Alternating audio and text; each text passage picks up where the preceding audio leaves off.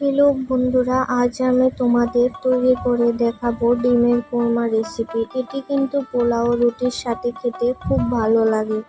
ডিমের কোরমা বানানোর জন্য নিয়ে নিয়েছি 4টি সেদ্ধ করা ডিম। একটি ছুরির সাহায্যে ডিমগুলো চিড়ে নেব, তাতে ডিমের মধ্যে মশলাগুলো ভালো করে ঢুকে যায়। এবার গ্যাস অন করে একটি কড়াই বসিয়ে কিছুটা পরিমাণ তেল গরম করে নেব। তেল গরম হয়ে গেছে, এখন ফোড়ন হিসাবে দিয়ে দেব 2টো তেজপাতা, 2 টুকরো দারচিনি, 2টো এলাচ ও 4 থেকে 5টার মতো গোটা গোলমরিচ।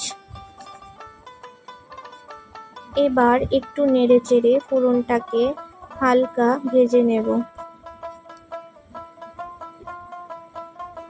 এবার দিয়ে দিলাম একটি বড় পেঁয়াজ কুচানো।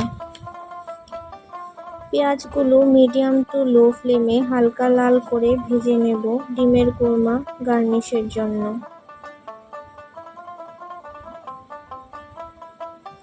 পেঁয়াজগুলো ভাজা হয়ে গেছে, এখন তুলে রাখবো।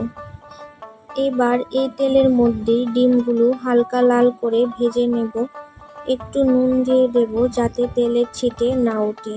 ডিমগুলো অবশ্যই হালকা লাল করে ভাজতে হবে, বেশি ভাজলে ভালো লাগবে না, যেহেতু এটা ডিমের কোরমা রেসিপি তাই।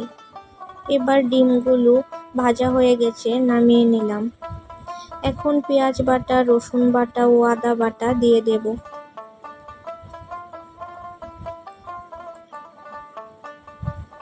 মশলাটাকে একটু নেড়ে চেড়ে দিয়ে দেব 10 থেকে 12টার মতো পেস্ট করে রাখা কাজু বাদাম বাটা।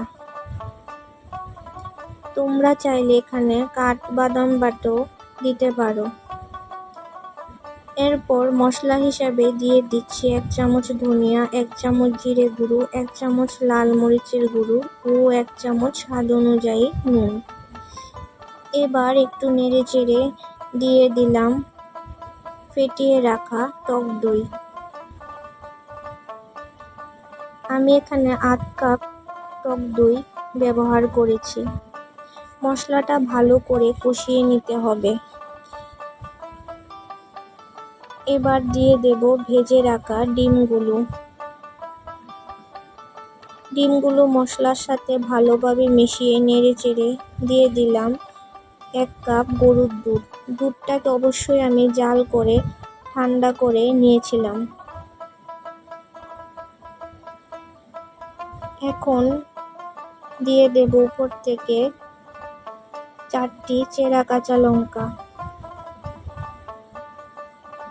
এবার ঝোলটা ফুটবে, তাই ঢাকা দিয়ে দেব 4 থেকে 5 মিনিটের মতো।